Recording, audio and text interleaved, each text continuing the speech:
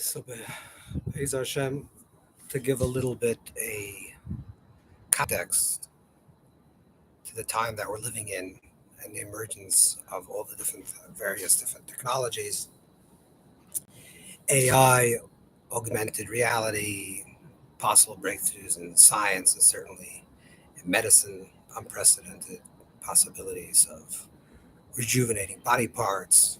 People are speaking of type of extending life, expectancy for many years, and even an aspiration for immortality, physical immortality, for whatever we understand it, according to scientific understanding.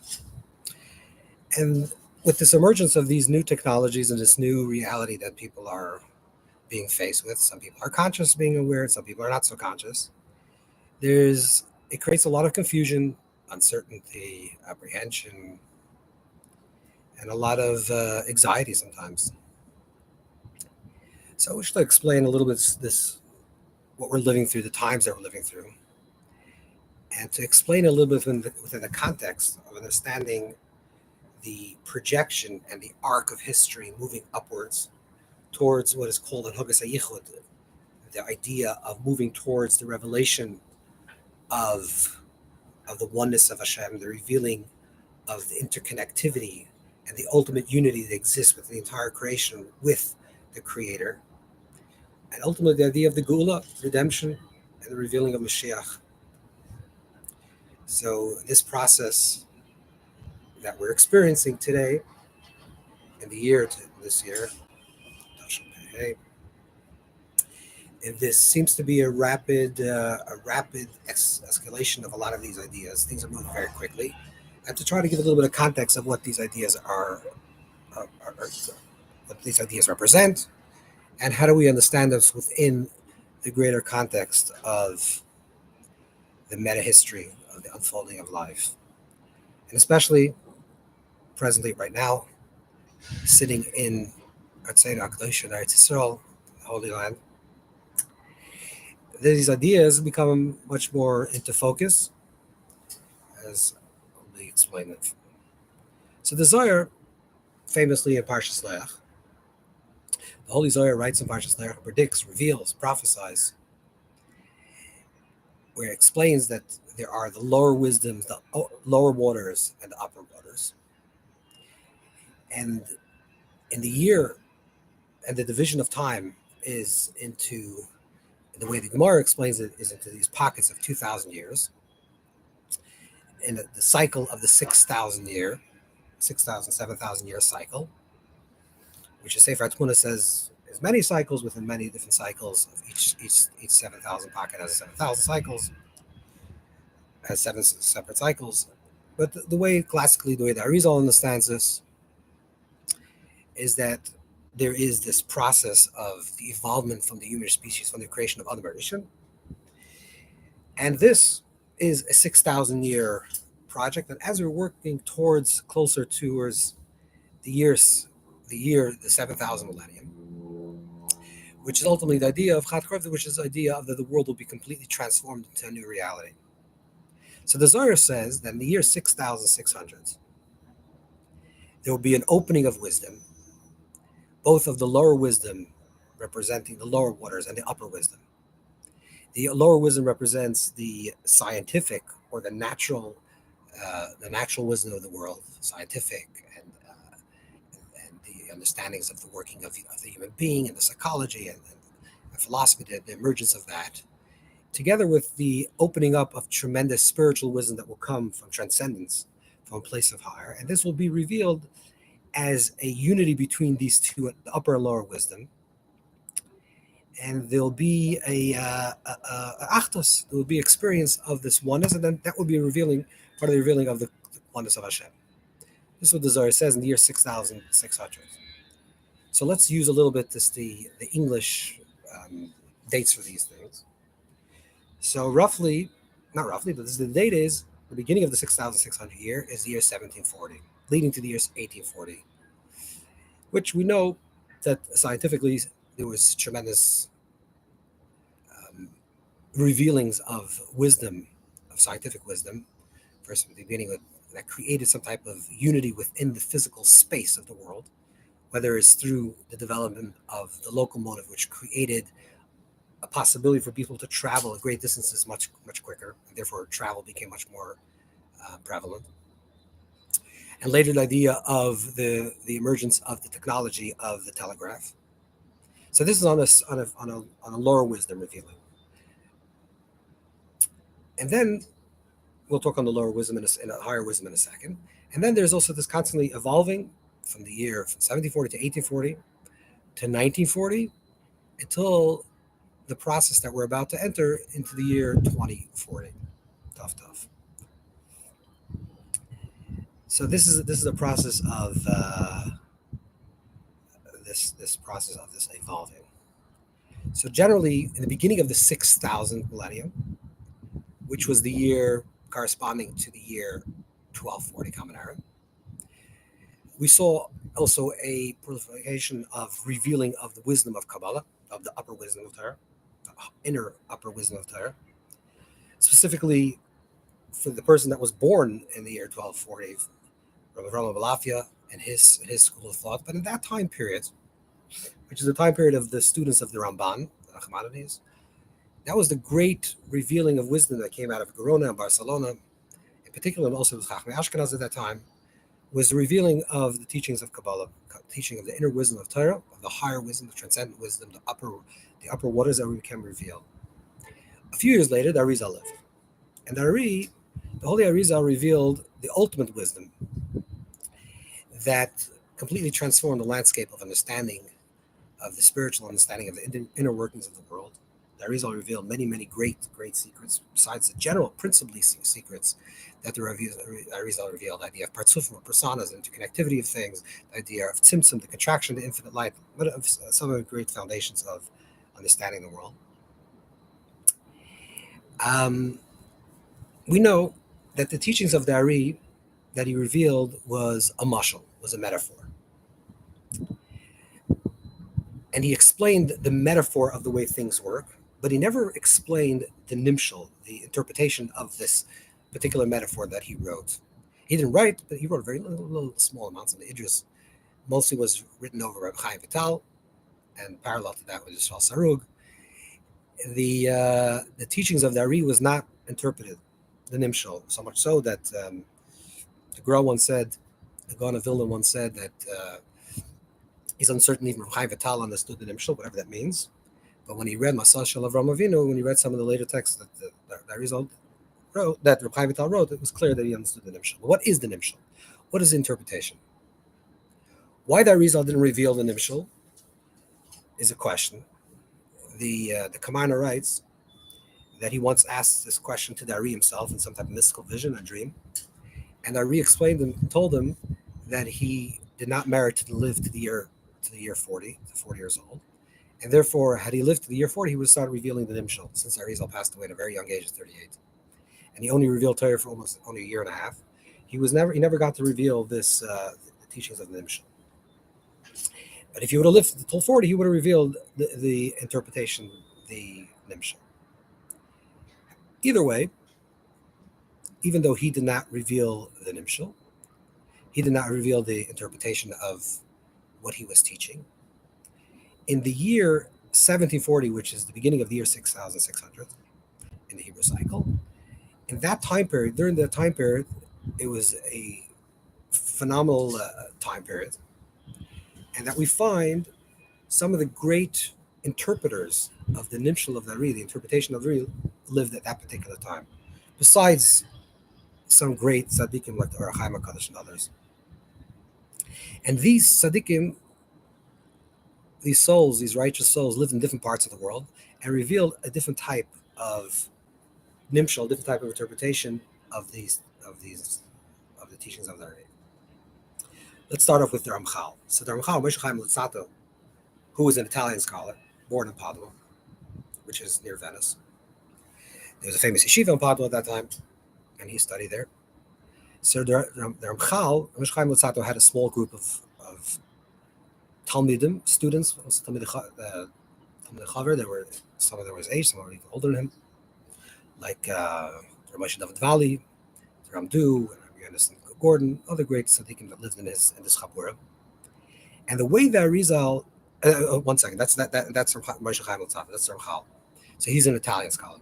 Similar at the same time, in the 1740, alive and interpreting the teachings of the Ari, and the Nimshal was Reb Shalom Sharabi, the Rashash. The Rashash is a great Yemenite scholar who eventually moved to Yerushalayim and became revealed as the greatest Kabbalist that was living then in Yerushalayim, and he revealed another strand. At that same time period, lived the Gaon of Vilna, the Vilna Gaon. We all know Vilna, the old Kramer. And he revealed a particular school of thought, which eventually also evolved into some of the teachings of Nefesh Chaim, and later the Isaac Chaver and the Leshem. This is all that school of the Gra, the Vilna Gaon. And of course, the greatest of all revelations, the revelation of the Torah of Chassidus, the teachings of Chassidus, which is revealed through the Holy Soul of the Holy Baal Shem Tov, which is the teachings of Chassidus. Let's try to understand these four interpretations and understand how it leads us to this present moment. In the year 2025, moving towards the year 2040, to the era of the ultimate revealing of Anagas Yichud, the world of unity. So, like it says, if it says everything is created oil mishal nefesh, everything has time, space, and consciousness. And the way these tzaddikim revealed the interpretation of the Arizal was related to one of these things. To do this very quickly. The book 32 Gates, this is a little more expanded upon. The Ramchal, Moshe Chaim Lutzatto, the Italian Mukbalim, later he lived in Amsterdam, then eventually lived there in Eretz Yisrael and Tveria. The way the Ramchal interprets the contradictions, so to speak, or seemingly contradictions that we find in the teachings of the Ari, especially the way he writes in Klach, is that to reconcile these contradictions, he talks about the Ruach HaNavui, which is that the reason why there appears to be different perceptions of certain realities, metaphysical realities, is not because they are objectively true in a way that each one is in a different space, but they're subjectively true, and therefore they appear differently to each person in a different way, depending on the consciousness, depending on the person that's understanding these teachings.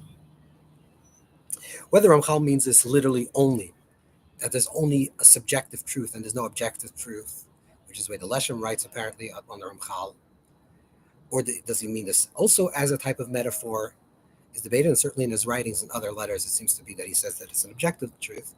But this is one way to understand, at least just for this conversation now, that it's a type of interpretation within the mind of the prophet, within the mind of the meditator, and that creates a difference.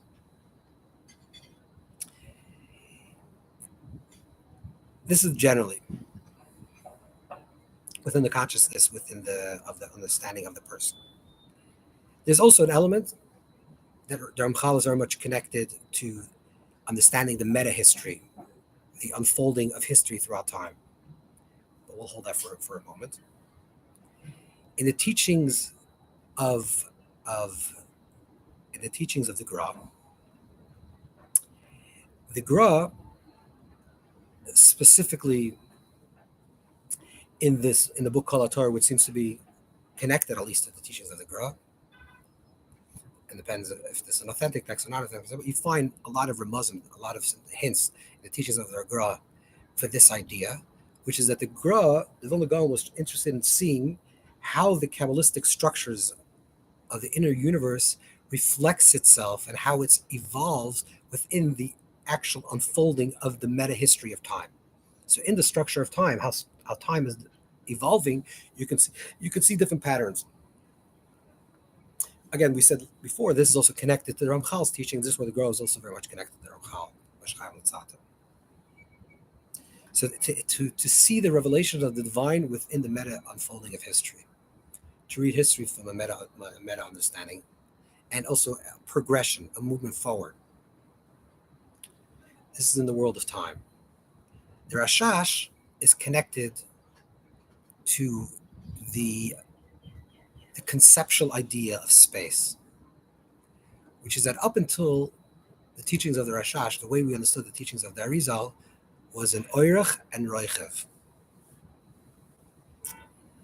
For example, just as a stark example of this idea, if you look in, let's say, for example, the Mimer in Shmois, Yisan Peh, of the Alter Rebbe, in Torah, the Alter Rebbe speaks about the teachings of, first it starts with Sefer HaTmuna, and then it speaks about the Arizal, then it talks a little bit about Ramak, about the Kudim, then it talks about El Matorah, then it talks a little bit about the teachings of the Arizal, which is Partsufim, which is personas, and the Alter Rebbe gives an example of Oirach v'Roichev, which is two-dimensionality. And in a sense, when there's a two-dimensionality, either something is higher or something is lower. What the Rashash revealed, of course, is much, much deeper than this, but this is very shittish, this is very oversimplification. What the Rashash revealed was a three-dimensionality to the spheres, to the Partsufim. A three-dimensionality means that everything has depth as well. So not only is things in one-dimensional, to the width and to the length, but it also has density. And according to the density, something that appears to be higher could be lower, something that appears lower could be higher. Then along comes the teachings in a similar time period of the Holy Baal Shem Tov. And the Baal Shem Tov was interested primarily in the nefesh of it, in the unfolding of this idea of the spiritual wisdom of Torah, of Kabbalah, in the unfolding of the consciousness of the person, of his avodas Hashem, his serving of Hashem, how to turn everything into avodas Hashem, how you can read everything that it says in Kabbalistic sources, not as a theoretical, as moichin, as something that's intelligent. That's the word that Ari keeps on using, moichin. But the Baal Shem Tov changes the word moichin and changes it to chayas. You have even the word chayas in the word chasidus.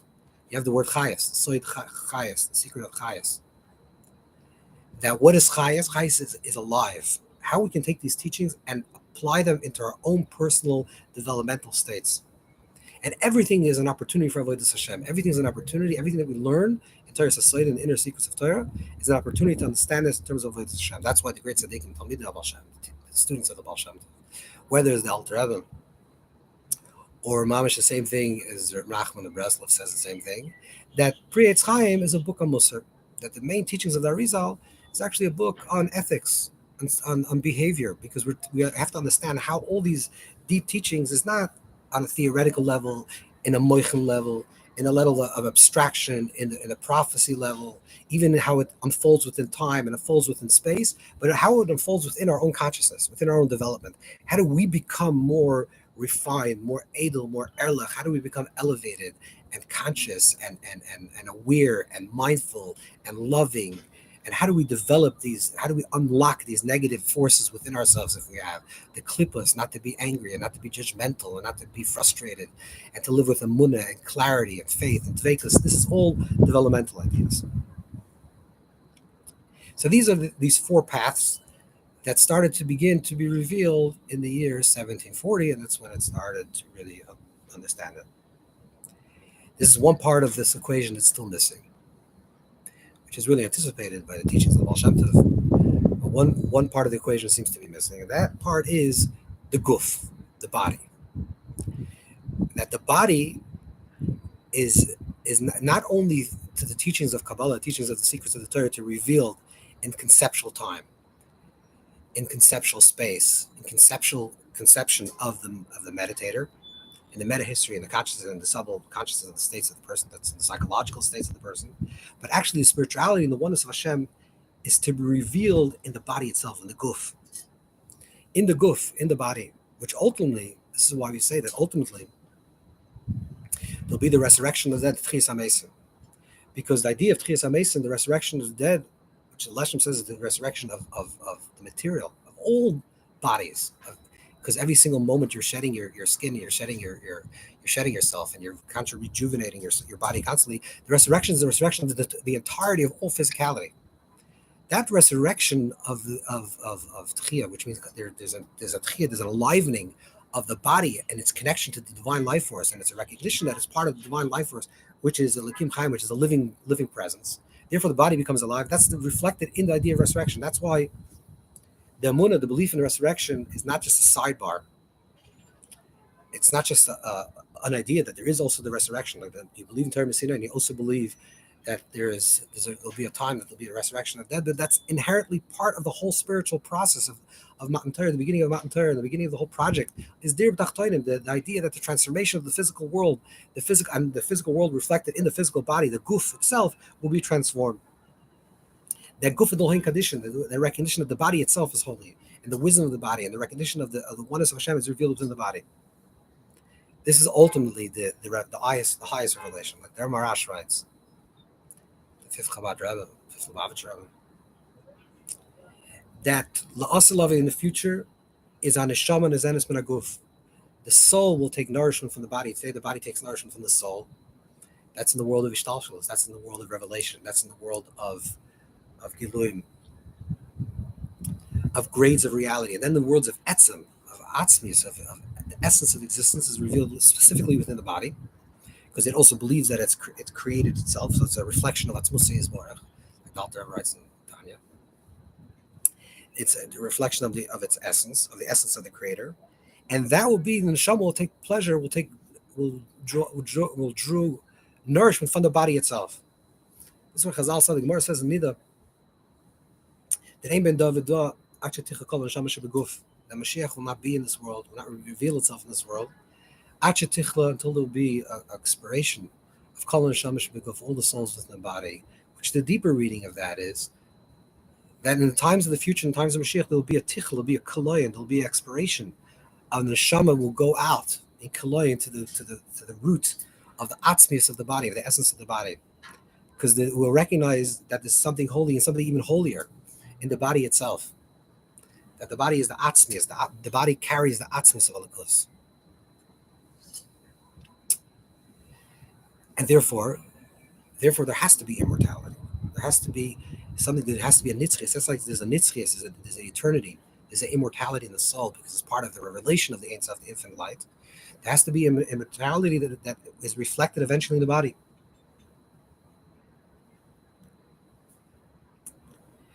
Now, sitting in Eretz Yisrael, sitting in the Holy Land of Eretz Yisrael, Holy Land of Israel, so a lot of thoughts come up. We know there are different opinions. There's the opinion of the Rambam, the opinion of the Ramban and the Yerushalmi, which is kima, but that's some type of beginning process. But the one thing is certain, just to look around, is in Eretz Yisrael, there's kibbutz galius. There's the ingathering of Klal Yisrael, the ingathering of the people of Israel together in one place. That the kibbutz galius, the idea of collection of people from all different various parts of the world, is something very unique. It didn't happen throughout the entire exile. Certainly when there were certain types of expulsions, so Jews migrated from one place to the next. But that you have in one block, in one place, you have people that come from Yemen, people who come from deep Russia, people who come from any part, from Australia, from South Africa, from people from all different parts of the world. And they're coming together to share an experience together. This is like the first process, even before the Gula. First we say, Israel. First we daven, we pray for the kibbutz galius. And then the Vishalayim Mircha, and then the Semach Dav Avtecha. Even before that, there's something that it's like beginning of a beginning before a beginning. Like the Rebbe once expressed this idea of kibbutz galius. The ingathering is the gathering. Where they gather, where does Klal Yisrael gathered? And specifically, almost the Rav Minyan of Klal Yisrael, where they gathered. They're gathered in Eretz Yisrael. So Eretz Yisrael, the land of Israel, is the Malchus, is the Guf, is the body. The land itself is the body of Klal Yisrael. But in the body itself, which is more than that, is reflected in the Goy Echad is Ba'aretz. That the Goy Echad, the nation of one, and the Goy, the root of the word Goy, which Klal Yisrael, the people of Israel, called the Goy Echad Ba'aretz, the one nation amongst in the land, is the Geviyah. The Klal Yisrael is a Geviyah Achas. The Geviyah Achas, that they become as one body.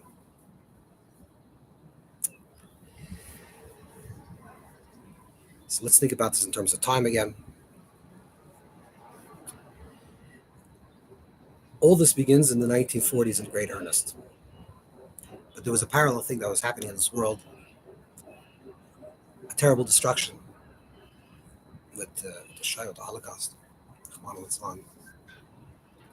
destruction of the body of Klal Yisrael, the bodies of Klal Yisrael, the bodies of people of Israel in Europe, many parts of the world,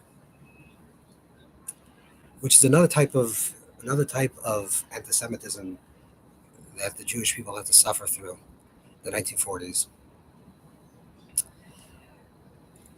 which is that up until that period of time, like the Baal Shem Tov actually speaks about this, that he had this conversation with Samach Mem himself with regards to that terrible tragedy that happened in Europe at that time.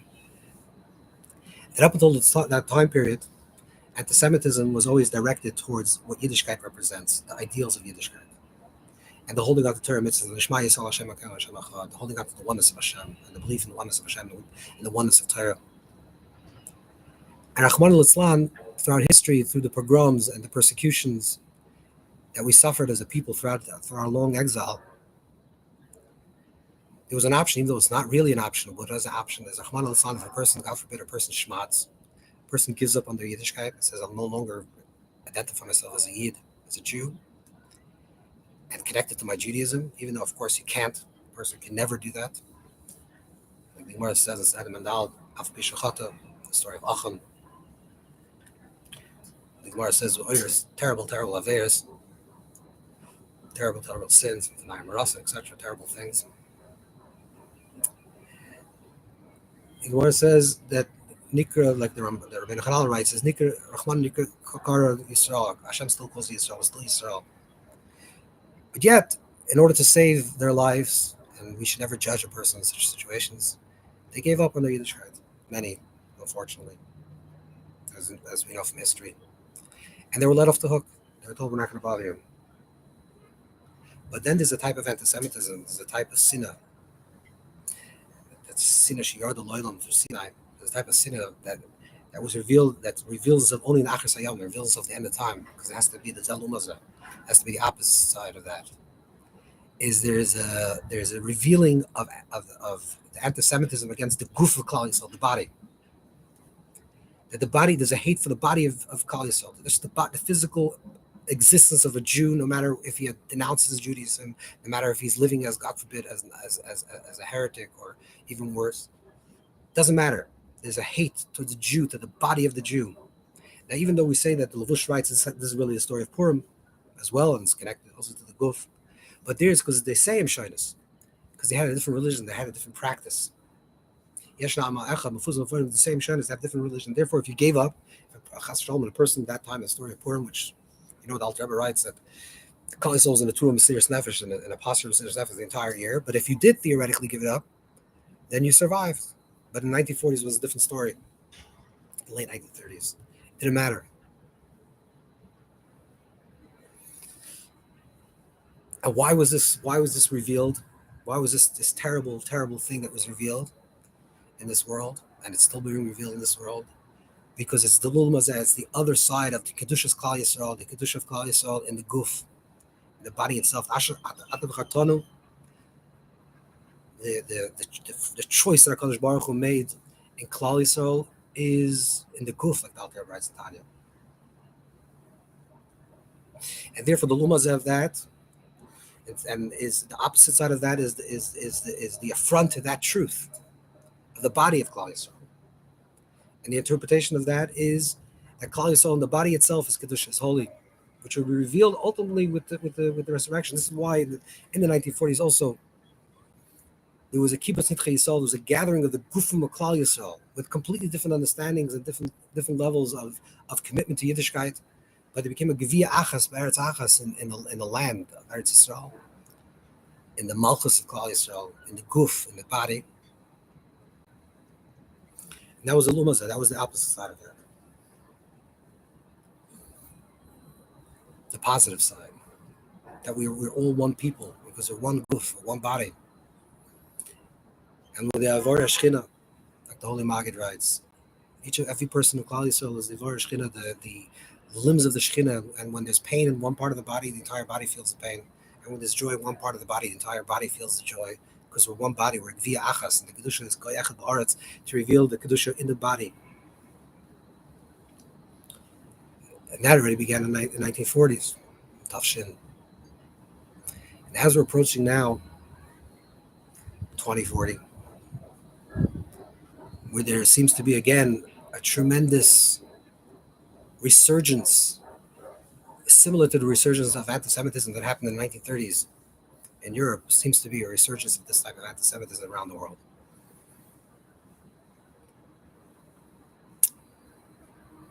And also not connected specifically to to Yahadus as a practice, just the Jew in himself, this tremendous hate to the Jew himself, to the Guf of Yid, is because now we're entering even to a higher level of Yichud, a higher level of unity, which is also revealed when there's a higher level of wisdom that's revealed in the world. When the upper waters are revealed in this world, there's also a lower wisdom that's revealed in the world. And the parallel to that, the lower wisdom that's revealed in this world, the higher wisdom is the Guf, the Kiddush HaGuf, the sanctity of the body.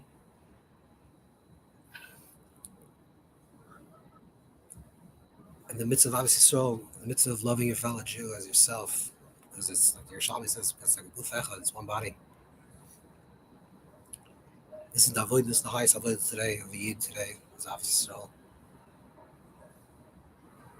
And Ahavas Yisrael will permeate Ahavas HaTorah and Ahavas Hashem. This is one Mitzvah, it's one Ava, it's one love.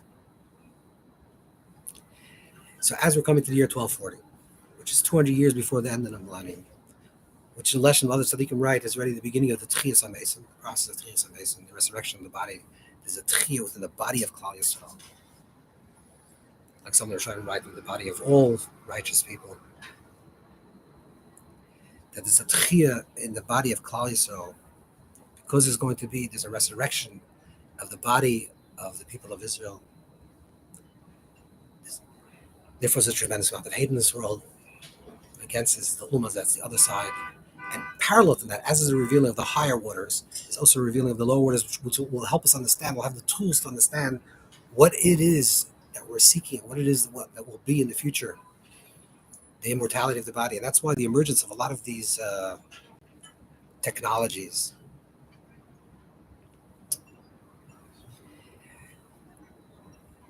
that the lower wisdom that's revealing the idea of the possibility of augmented reality, physical immortality, living longer, something about the transformation and the healing of all illness,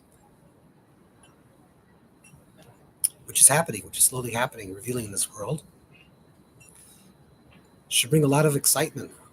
Should not be seen with apprehension. Of course, it has to be done correctly, and always we have to make sure that technology and spiritual wisdom, the higher and lower world, is always in unity, and they're moving towards that direction.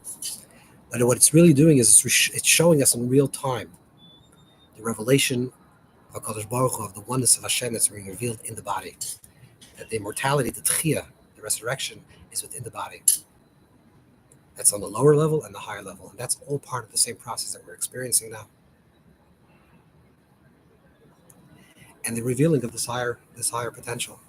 Hashem should help us that we should be connected to this, be open to this, and recognize its wonderful potentials. Have a gewaldige day. Have a wonderful day.